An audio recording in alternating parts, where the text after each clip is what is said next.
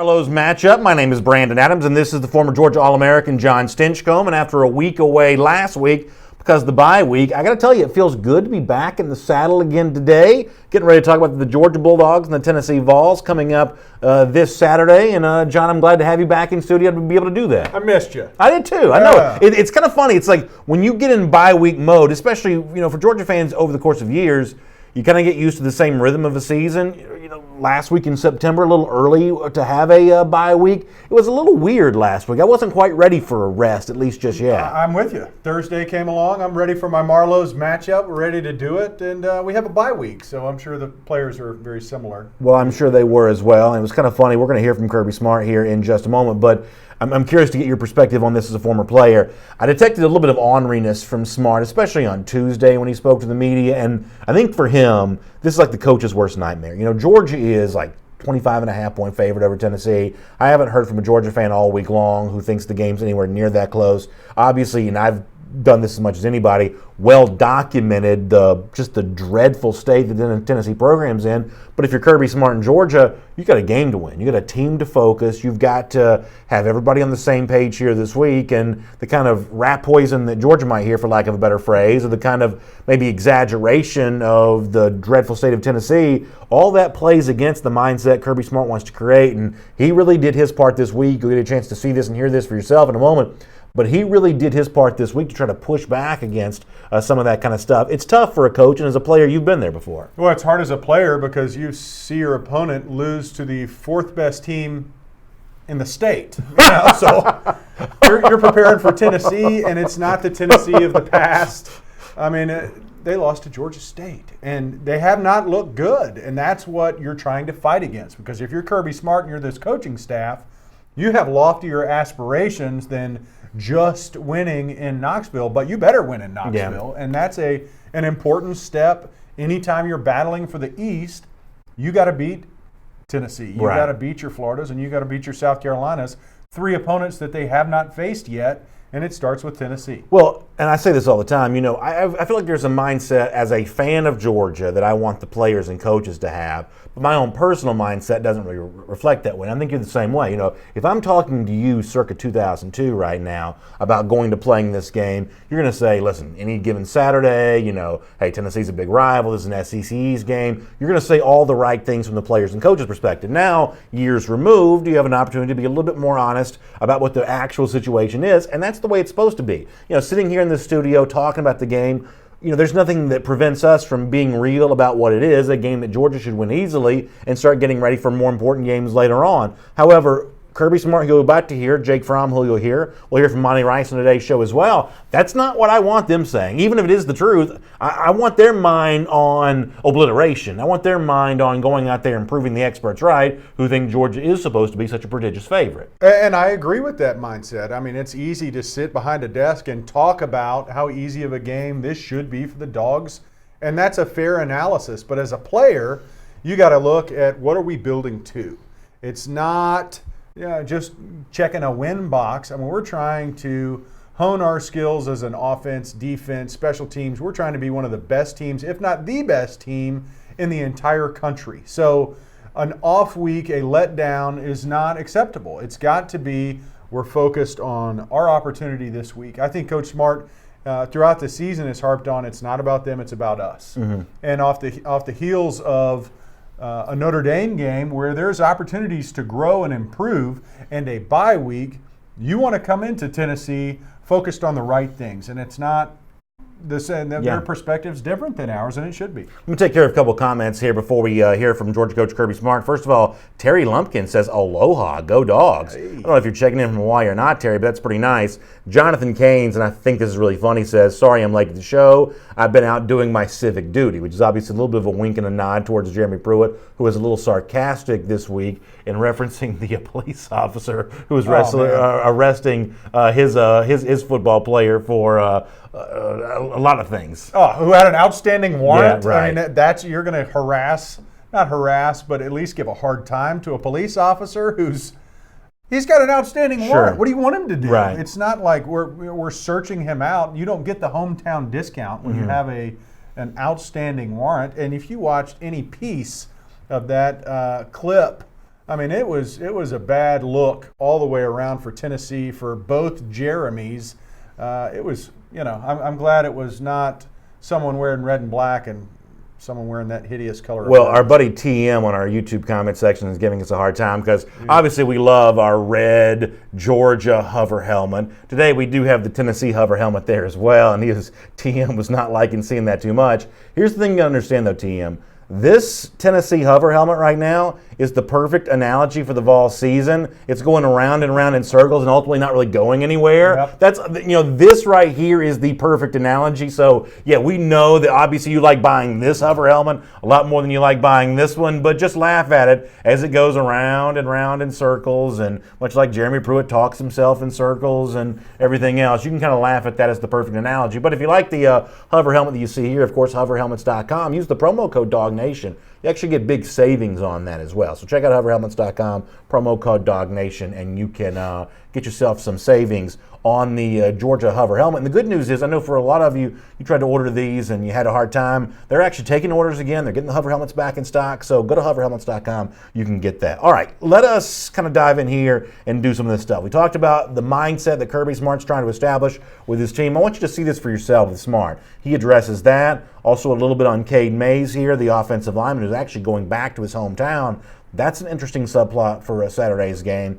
And a little for Smart as well about the current situation along the defensive line, including one player we haven't really seen a lot yet that we thought we might. Here's a little bit from Kirby Smart this week to get ready for the matchup with Tennessee on Saturday as a part of our Marlow's matchup. And, of course, it's great to have you with us as well. Every team's dangerous. I mean, when I watch college football every Saturday, every team is dangerous. You're dealing with 18 to 22-year-olds whose mind is not where your mind is. My mind is there 98% of the time. Okay, their mind's there probably 5 to 10% of the time. Every team is dangerous, starting with Tennessee. Caden Mays in his sort of recruitment process, what were you sort of telling him and sort of pitching him on coming to Georgia, given the ties that he had to Tennessee, both when he was a committed prospect and when he reopened his sort of recruitment? Just opportunity. I mean, he's a super talented guy that plays the game the right way with toughness and passion, and he had an opportunity. I mean, we were low on linemen, and he knew he could come in and help us. And Coach Pittman had a great relationship with him, and he chose to come. So, I mean, the sell was the education at Georgia and the opportunity to play early. How close do you think in Rochester? I mean, I've seen him out there working on it. You said he was cleared and he's just working his way back. Where's his progress? He's cleared and he's working his way back. I mean, he's out there competing. I don't know what it is you guys have got on this whole Julian Rochester kick. Julian is progressing to get better. He had an ACL injury, which happened a little later than most of our ACLs, and he's continuing to work. I really don't know how to answer the question because I feel like y'all keep asking about him like y'all are expecting him to run out there and start and play. And when he's ready to play and he's like better than the guys that he's going against or the guys that he's behind, then he'll play. Interesting stuff from Kirby Smart there on not just what we said before, his belief trying to instill the message that Tennessee's a dangerous team, but also he touches on something else I think is really interesting. Caden Mays going back to Knoxville. This is a big deal. Now, Mays is a guy that's played a lot of football now, and he strikes me as someone that's able to compartmentalize a lot of this kind of stuff and process all of this. But there's no doubt some extra emotion on the part of the Tennessee players who know that he's from Knoxville, and certainly that was a painful moment when he chose Georgia over Tennessee. Dog fans are thrilled about it, but there's a lot of Tennessee fans who are going to be very much paying attention to 77 on Saturday. What do you think that's like for him? You know the position. You don't know what it's like to play in your hometown for a different team, but what will that be like for him? That's a big coup. I remember when it happened, the entire country, especially the Southeast, was well aware that Georgia stole one right in their backyard. That was a big pickup. And one of the major feathers in Coach Pittman's cap of finding offensive linemen that are on an elite national scale that may not have Georgia ties and still is able to bring him here. Now, for Saturday, what do you expect Mays to play more aggressive? He's the biggest bully on the field. He's always trying to gore folks and finish every play. I think the difference is going to come from the other side of the ball. The guys that expected him to be wearing the same colors on Saturday that all of a sudden find them on the other side across as the visitor team that might have a little extra beef. Everybody's saying the right things this week, but as a guy that kind of knows what it takes in a game like this, does Mays need to turn some of it down a little bit, especially given the fact that he's a pretty edgy player, and I mean that in the most complimentary way possible. He's a pretty edgy player as it is. Do you have to turn down the knob a little bit this week, knowing you're going back to your hometown? And I mean, there may be somebody that tries to, egg you on a little bit. I wouldn't doubt it. I think that they're going to be try to match his aggression. He's a guy that loves to finish. He's passionate, as Coach Smart calls it. Yeah. I mean, he's a fiery guy. He plays that way. I think it's more about execution. I think going back to the Notre Dame game, there's room for improvement there. I think that's why you saw Isaiah Wilson come back in, and they're trying to get him settled into that spot at guard. But for Cade, I mean, there's no lack of passion. The guy's super aggressive. Coach Smart says it. He plays the game the right way. You want a guy that gets after it from the starting whistle to the end of the whistle for 60 straight minutes, and Cade is that guy. It's just the focus on the execution that I think will be his primary when it comes to Tennessee. We also heard from Kirby Smart there on the subject of Julian Rochester, a name that, if we'll go back to some of the preseason stuff that we did together, we talked about Rochester a lot. My assumption is that he was going to be a pretty significant part of this Georgia defensive line, assuming that he was healthy, and I know that kept him out of spring practice. But right now, Smart's been pretty clear, it's not injury keeping him off the field, it's the competition at defensive line that other guys are just getting the advantage over him. And for the most part, I think you're happy with what Devontae Wyatt's done this year. Obviously, you love Jordan Davis. They're kind of manning the middle. Those defensive tackles for Georgia, that's a position still sorting itself out a bit. But for the most part, you kind of like what you've seen. What do you make of Rochester, at least for the moment? And there's no other way to say this, kind of being the odd man out right now. What do you make of that Smart's assessment and kind of everything else in between? Well, I think our defensive line play has been solid. Nothing short of solid. So at worst, he's competing for the time against guys that are performing well. You've got Walker, who's come in and taken some of those snaps. And when you come back from an injury, it's not just being 100% with that injury. You've got to knock off some of the rust and then perform well. So the injury may be healed, but the player is still developing and trying to get those skills back. And I think that's what Coach Smart is saying, is that there's no health concerns with Rochester. It's just a matter of him earning that time and playing at the elite level that at times he's capable of. Want to hear from Georgia quarterback Jake Fromm here in a moment. Before we do that, as part of our Marlow's matchup, let me do a couple of your comments on Facebook here as well. Melinda Moe says Caden Mays wants to go to the NFL. He knew what to do, and obviously, even though you do have that Tennessee legacy, when you see the successful pipeline that Sam Pittman had been a part of as Georgia offensive line coach, and you saw the way that unit had gelled together, prior to May's arrival, I mean, obviously he does have his own future to think about, and right now that kind of shows you the gravitational pull that Pittman has as an offensive line coach. He's just good at getting tough pulls and pulling a guy out of Knoxville, and his dad played for the school. That's about as tough as it comes, but that's the kind of thing that Pittman's able to do, and then he can prepare a guy like Cade for the NFL. Well, I think generationally you see a new mindset with these athletes. They're looking at how quickly can I get to the NFL? And it's not which team did you grow up loving, which team you have the most alliance to. It's what provides me the path that will prepare me for the NFL. Yeah. They see it as that stepping stone and no longer the allegiance to, I'm a Georgia guy. I mean, we've seen that in the past, but now, and it's a credit to the coaching staff. They're recruiting nationally. It's not, let's put a fence around the state of Georgia, which I think they've done a great job of keeping elite talent in state, but also complementing it with talent from across the country. And Cade is a prime example of that, as a guy who sees the opportunity and wanted to seize that opportunity. One more quick comment here. Whitney Spires in our Facebook comment section says, I hope we, meaning Georgia fans, don't go into the Tennessee game like we did Notre Dame. We thought we were going to kill Notre Dame, and y'all see what happened. Notre Dame kept that game a little closer, admittedly, than I thought they were going to. And I guess, John, how about that? Because, I mean, certainly when you and I were talking before that game against the Fighting Irish, we did a fun show there that night at the Marlow's and Peachtree Corners. I was pretty clear that I didn't think the game was going to be close, and as it turned out, at least from that standpoint, I was wrong. What do you think about the excessive level of confidence that Georgia fans took to the Notre Dame game, and maybe how that should be a little different, or maybe not so much going into Tennessee this Saturday? Well, I don't think it will manifest itself in Tennessee. I think it's more of, you look at the top teams, Tennessee's not one of them, but you look at that top 10, 15 teams, there's probably not the separation that we talk about from behind this desk. I mean, I think you you see some teams that are scary. You talk about Coach Smart saying dangerous. Right. Notre Dame was dangerous more so than Tennessee will ever be. Admittedly, not this year. Yeah, admittedly more so than I thought they would be, and I agree with you, more so than what Tennessee has a chance to provide. Yes. So that first half doesn't pan out the way you expect it to, and all of a sudden you're in a dogfight with a talented team. That's what Coach Smart's referring to, that as long as these teams have talent, they're dangerous. Tennessee's got enough talent to where if Georgia screws up royally across the board, they can be dangerous. Notre Dame took that to a whole nother level.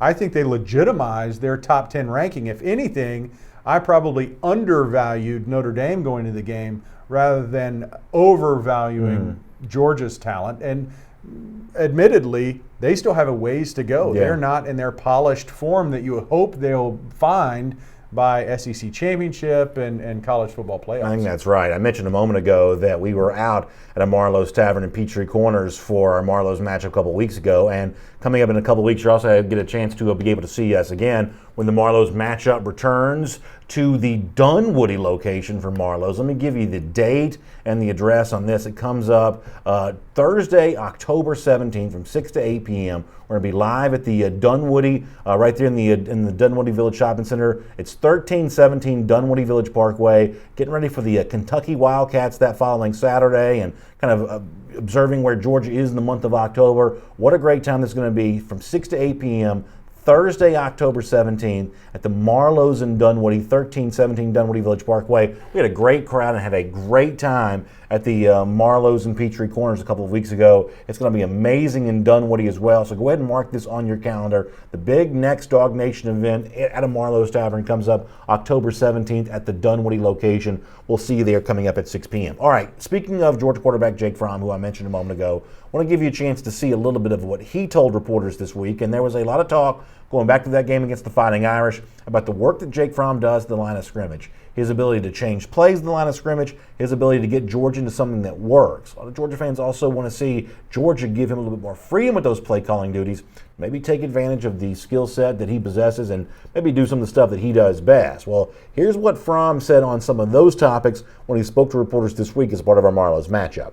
It's watching film, it's knowing the defensive scheme, knowing what they're doing, how they're going to get to it, what they want to show, what they don't want me to see. There's a lot of things that go into it, and sometimes I'm not always right. I wish I was. I'm not always right. Stuff happens, but for us, as long as everybody's on the same page, we think we're going to get into a good play, and we can make a bad play a good play, especially with a lot of talent we have. Is this kind of the first true road game? I mean, Vanderbilt was on the road technically, but there was more Georgia fans. Could there be some noise? Could there be some issues with snap counts? We'll see. It's going to be a test for us, but we do a great job of really getting that crowd noise at practice. We had a lot of it last week, so we'll be ready for it. What about getting plays in quicker, I think?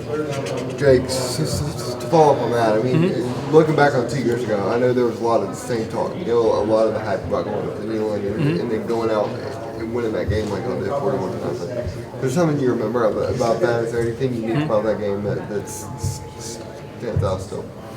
Yeah, for me, it was kind of one of my Notre Dame was the first road test, but it was kind of first SEC road test, and for me, it was kind of going in and it being kind of loud and not really knowing what to expect, and I just remember the defense playing great, the first turnover, and us going out and making plays. When we hear Kirby talk about plays coming in earlier, it almost sounds like putting more on your shoulders. I mean, how does that make you feel when the head coach is saying no?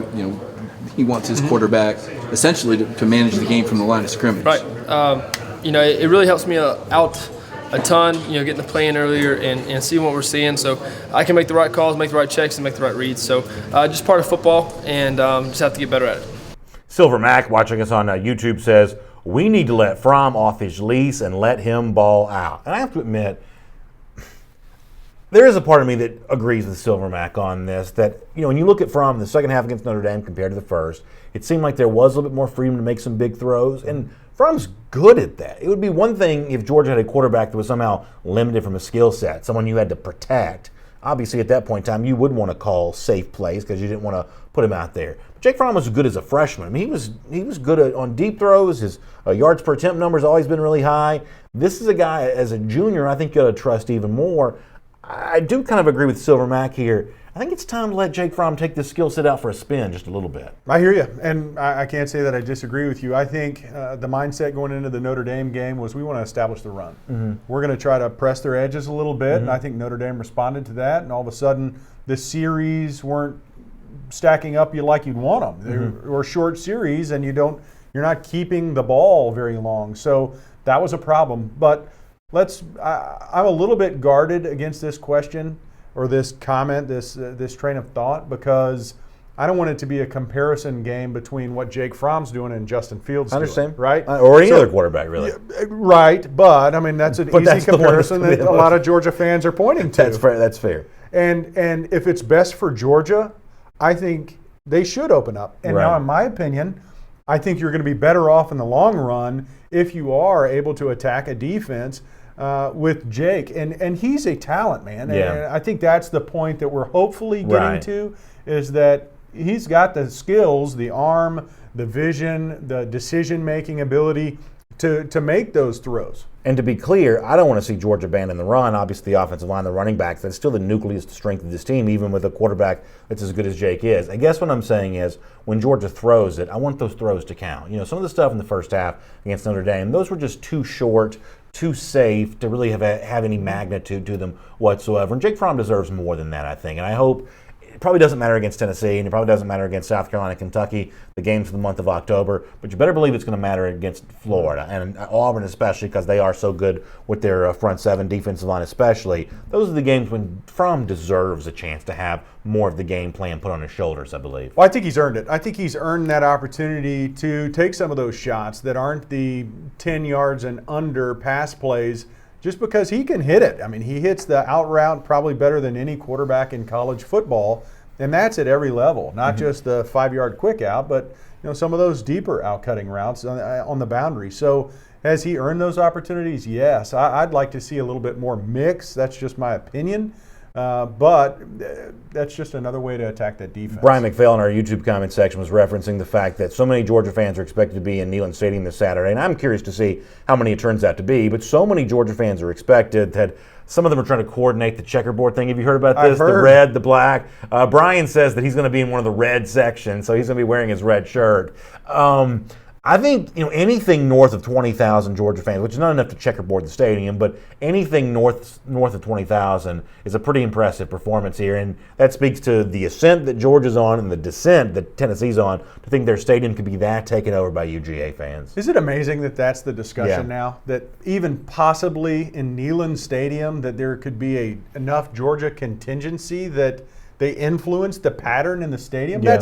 I love it. Good job, Dog Nation, for sure. Because you proved yourself not only in Notre Dame a couple of years ago, but in Nashville at the beginning of this season, and now we're discussing it in Knoxville. Incredible job. Just to that be a storyline. I think that's commendable and shows how well Georgia travels, number one. That's right. And then the expectations and anticipations for this being such a special year. Well, Kathy Aquavia in our YouTube comment section says that she was sitting near the Vol student section in 2017. That's the game Georgia ultimately won 41-0. And she says they were booing the Tennessee players off the field. She means Tennessee fans at the half when it was just 21-0. She was stunned, and really that was kind of a sign then of how things were kind of unraveling for Tennessee and under then Coach Butch Jones, and they really haven't gotten much better under Jeremy Pruitt here either. It's our Marlow's matchup. We're presented tonight by Marlow's Tavern. Of course, Marlow's a great place to go. This is patio season. That means you got chef-inspired food, craft cocktails, but also a great side of people watching there as you hang out with the good-looking crowd and enjoy all the great food and great drinks there at Marlow's Tavern. I hope you'll check out the one closest to you. And as I said before, I hope you'll make plans to be with us in Dunwoody on October 17th when we do our Marlow's matchup live for the next time at the Marlow's in Dunwoody there that night at 6 p.m. For now, though, we've got plenty more Georgia talk to give you. We've heard from the offensive side of the ball with Jake Fromm. We're going to go to the defensive side of the ball here for a moment as well. Georgia linebacker Monty Rice spoke this week, and one of the topics that Rice addressed is the overwhelming depth that Georgia seems to have at its linebacker position right now. Some of these young guys are still rounding into shape as players, and in one case, Nakobe Dean still rounding into full health as a player, in terms of his health as well. But there is a lot to like about this group, and Rice, one of the vocal leaders of that group, and he spoke about that topic and more here this week. Enjoy that right now as a part of our Marlow's matchup. Biggest strength is I would say like the amount of people we got that can play and come in and play at a high level, and the biggest weakness is probably we need to communicate better and make sure everybody on the same page. You talk about the depth on the defense. How would you rate the depth at your position specifically? We got a lot of depth at linebacker. We got Tay, N'Kobe, Channing, McBride. We got a lot of people that can play. The younger guys are learning fast, Ryan and Tresman. So we got a lot of guys that can play. It appears to me that Tay is flashing a lot more. I mean, you just see him standing out and making big plays. Can you talk about, you were a linebacker when you came here, he wasn't, about the progress you've seen him made? Is he taking it to another level, I guess? Yeah, I mean, Tay's a hard worker. He does what he's supposed to do every day, so it's not surprising. With N'Kobe, he's been sort of battling an ankle injury. What have you seen of him in that first sort of month of the season, and how sort of healthy is he now? I think he's back now. I think he didn't really get healthy until like maybe Murray State or really maybe even Notre Dame week. But he's battled through adversity, and he hasn't let him affect him. Talking about a couple different guys. First of all, N'Kobe Dean, the freshman, who is kind of getting back into full health, and interesting to see as much as he played on third down the other night against Notre Dame. That gives you an idea of what Georgia's future plans are for Dean. They've got big plans for him. But also on the other end of that spectrum, Tay Crowder, who's a veteran and probably a little less heralded as a player because he wasn't the five-star linebacker coming out of high school, but he's also doing some big things for Georgia right now. Now, he also is the leading returning tackles for loss guy from a year ago, too. So he had some moments last season as well, but maybe in a bigger role than maybe some people had expected this year, because there was the thought that maybe Channing Tindall or Dean himself were going to come in there and take that spot from him. Interesting to see both from the veteran side of things with Tay Crowder, the freshman side of things with N'Kobe Dean. There are a lot of options for Georgia at linebacker right now. Absolutely, and I think the reason why you see N'Kobe Dean is just his ability to run. I mean, that guy can run. He's got great wheels. I've been very impressed with the linebacker play, especially against the run. The only thing that I thought might have been a little bit glaring is our ability to cover a tight end against Notre Dame. He got free plenty. Wasn't that unreal? I mean, he was a good player, man. He was a good player. And that's just an opportunity, right? You witness, I don't think that was expected coming into the game. Right. Notre Dame's going to be focused or featuring their tight end, but 7 catches in the first half. They do a little bit better in the second half. They limit him to just 2, but he was wide open every time. He was tough to keep up with, it seemed. But I'll say this: Tay Crowder has been a guy to me and Monty Rice that have both, every game they've shown up. There's been a few plays where they make them, and you think, man, we've got some guys that can go at linebacker. And you're just talking about interior guys. Those are the outside linebackers, same thing. The depth in that locker room has been very impressive. Yeah, by the way, Brian Jones, speaking of the linebackers, outside linebackers, says he's calling for 6 sacks on Jerry Garantano on Saturday. This is a Tennessee offensive line that has struggled. And for Georgia, who's had mixed results with its pass rush this year, against an overmatched opponent, I think your job, now 6 would be a lot of sacks, but I think your job is to go out there and establish that pass rush and be disruptive in the backfield. That's something that Kirby Smart wants to make the mission all season long. And on Saturday, that's another chance to evaluate your growth in that spot. Now, we'll be after Saturday 5 games into the season. Well, the reason why you get that many sacks in a game is because you get up early. If Georgia can mount a lead early, Tennessee is egotistical enough, if you will, to think that they can come back or keep up, and that's when you start throwing it every down. This offensive line for Tennessee, they're not capable of protecting in an every down situation. So I don't doubt that if the game plays out the way it could, very well could, Georgia gets up early, Tennessee starts pressing, that you start seeing some of those havoc plays happen again and again. They just don't have the horses up front. We'll take a moment knowing that Georgia's going back to Knoxville on Saturday to look back at the game that happened there in 2001. One of the great memories for me as a Georgia fan, I was lucky enough to be in the stands there that day as Georgia got a win against Tennessee. And at the time, of course, John, you played in the game. I'm looking forward to hearing your memories of this in a moment. But just to give people an idea, and I've tried to talk about that this week on Dog Nation Daily, there was a time when for Georgia beating Tennessee was a very big deal. This was a top 10 team playing in their home stadium, the Vols were. Georgia had not won in Knoxville in a long time, and it comes down to the final play of the game when our buddy David Green throws the touchdown pass to Veron Haynes. Haynes catches that. It's immortalized forever as the hobnail boot game and play. Of course, Larry Munson's great call. There are paintings of this hanging in basements and living rooms all around Dog Nation. And this morning on Dog Nation Daily, had a chance to have the guy that caught the football, Veron Haynes, on the show to share his memories of that moment. And before we hear from you about the same play in the same game, let me let you get your memory jogged by hearing from Veron Haynes here a little bit right now. That 2001 game really put everything into perspective. When Coach Rick came in, he preached. The motto was finish the drill. So in that game, I think you saw determination, grit, and finally, culture. Because I think that was the defining game that everyone, if you were on the edge of buying in, not, when you have a new coaching staff, that tends to happen. Not everybody's necessarily bought in yet. But that was the defining moment, I believe. So it's really cool to hear that story from Haynes and his thoughts about that, and the way that would be a year later a springboard for Georgia, which wins the SEC championship. The other thing about the game is that having been there in the stands, it's hours later you're driving home and you find out, Larry Munson had a call that's going to go alongside Run, Lindsey, Run and Sugar Falling Out of the Sky. He had a call that's going to be remembered as well as any of those calls are remembered when he said stepped on their face with a hobnail boot and broke their nose. I mean, almost anyone can quote that all these years later. I asked Veron this morning, when was it that you learned that the touchdown that you scored, when you would be sharing that moment in history with Munson forever? And Haynes kind of talked about when he found out Larry's call and kind of, Larry's taken all this. This is very funny from Veron. Take a listen to this. Funny story about that. We're sitting in the locker room in Knoxville, and Larry is getting interviewed by a CBS reporter. I think it was CBS or one of those nationally televised Fox. I don't know who it was. I don't recollect. But the words out of Larry, the interviewer's mouth was, "Mr. Munson, what is the hobnail boot?" And typical Larry says, "The hell if I know." But that was his genius. He was the legendary voice of Georgia for so many reasons, just for that very particular statement. So many people that I've met after has also shared their stories with me that they used to turn the TV volume down and raise the volume up on the radio, and Larry would put you into the game. Those are the rich traditions and memories that we take away from Larry Munson.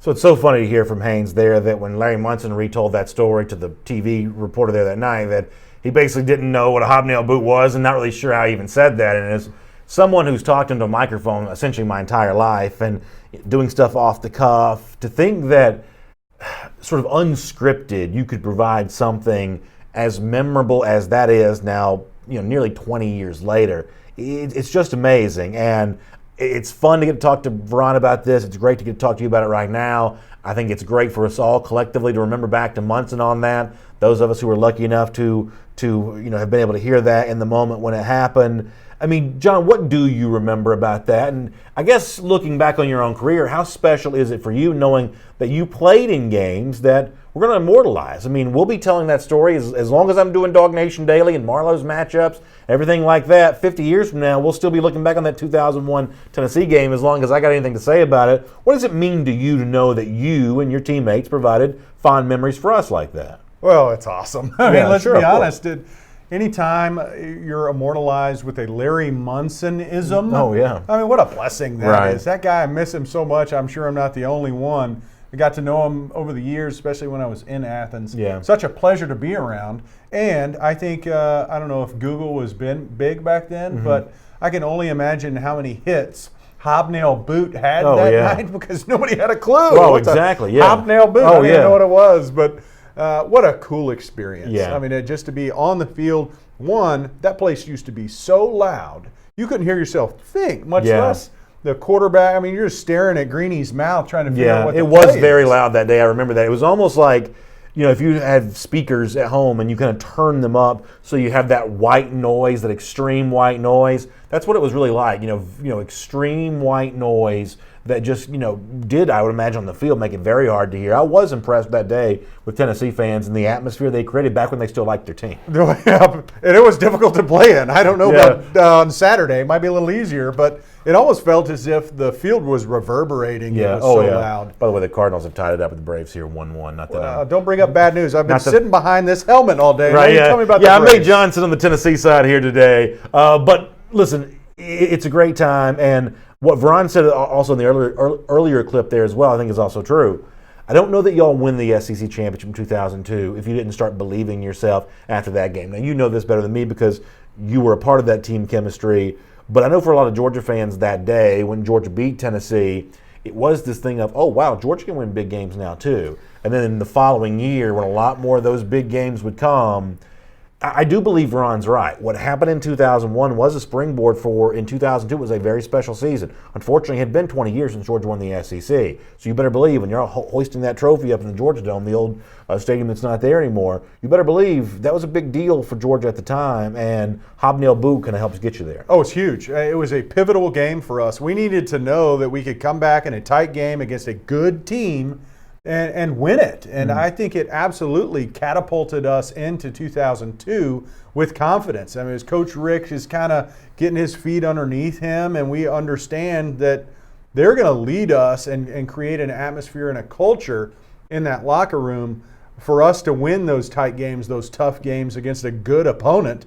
And it was absolutely pivotal for our tenure, our career there, that you won a big game against Tennessee in their house, having been down, and you did it in a way that is memorialized for all of Georgia history. So, special game for all of us. Trey Droughty says, B, remember the Hail Mary pass in the end zone when Tennessee won in 2016, so that was tore up inside for weeks.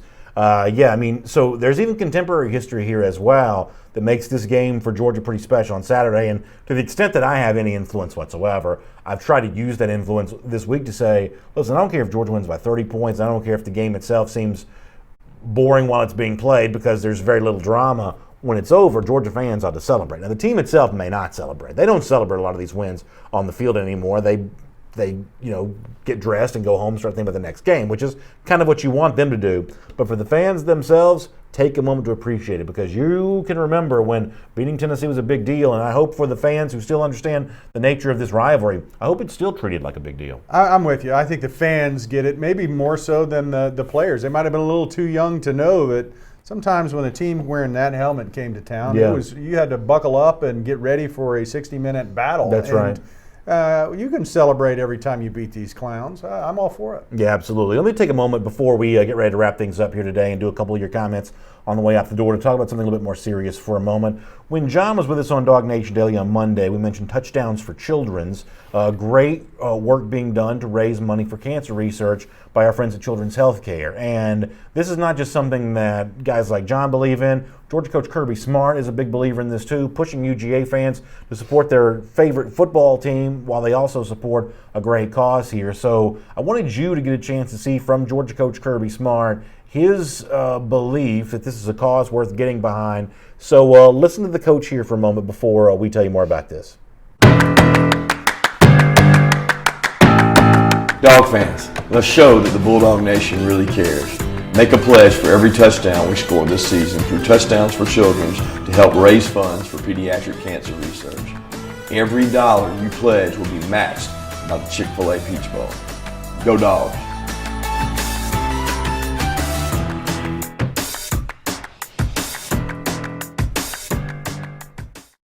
John, I know we had a chance to talk about that this week. This is, I think, a very important cause, and obviously, you said it on Monday so well.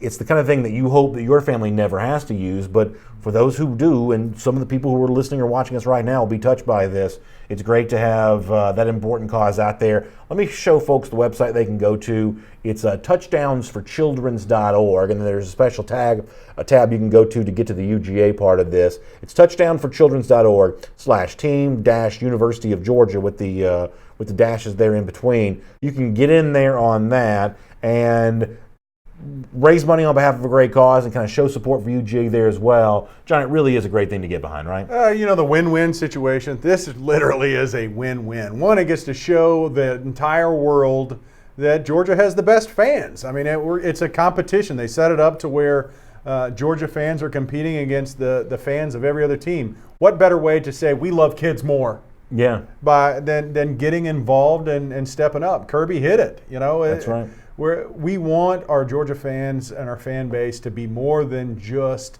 loyal to the 70 guys that get to wear the red and black on Saturday. Here's an opportunity for us to rally together around one another for kids that really need us. A couple comments before we get ready to get out the door here. Walt Taylor says, Georgia needs a statement win on Saturday. Even though Tennessee's having a down year, I still think this game is being looked at hard. And I do think it's a chance for Georgia to send a statement. And I do, to a certain extent, think it is important to kind of keep pace with these national elite here. Even if it's just a debate amongst fans want to see their team flex a little bit. And I think for Georgia on Saturday, it's a chance to do that. And it's also a chance to prepare yourself for the month of November when a lot more games of consequence will be played. I hear you. I think November is the month to watch because there's so many marquee matchups, and you can really start setting a tone.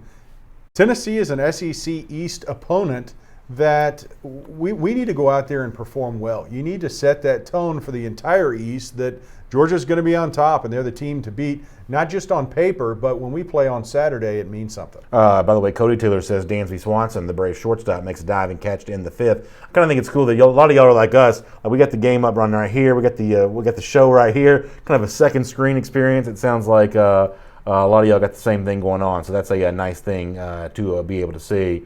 A lot of Braves talk over in the YouTube comment section there as well, so we appreciate y'all being a part of our program while you also talk a little bit of Braves here too. Green Soldier also not a big fan of the Tennessee helmet there as well, which I certainly understand where you're coming from on that. However, I know you like this one, and if you want to get this red, good-looking Georgia football hover helmet, well, there's only one website to go to. It's hoverhelmets.com. When you get into hoverhelmets.com and use the promo code DogNation, you can also get yourself a little bit of some special savings on the hover helmet too. They were sold out for a while, but they're getting them back in stock. That means they're taking your orders once again. So hoverhelmets.com, you can get the Georgia helmet there. If you can see, it's obviously floating in midair here. So if you've got your basement or your office or that thing where you've got all the Georgia gear around, this is the next really cool thing to have. So I hope you'll check out Hover Helmets for more on that at hoverhelmets.com. And by the way, thanks so much for being a part of our Marlow's matchup here this evening. Of course, make sure you check out Marlow's, the one right there in your neighborhood for chef-inspired food, craft cocktails, patio season, whatever else is going on this time of year. It's a great chance to kind of gather for a date night or anything in between. It's just always a really special meal. They're famous for their hospitality. They're going to roll out the red carpet for you when you check out one of those tavern locations right there in your neighborhood. And hope you'll make special plans to be with us coming up in just a couple of weeks' time. Thursday, October 17th, starting at 6 p.m. for our Marlow's Matchup live broadcast there in Dunwoody. It's 1317 Dunwoody Village Parkway. So we hope to be able to see you there for that. Thanks for being a part of our Marlow's Matchup here this evening. Y'all enjoy the game on Saturday. I'll see you tomorrow morning at 10 a.m. for Dog Nation Daily, and talk to you then, everybody.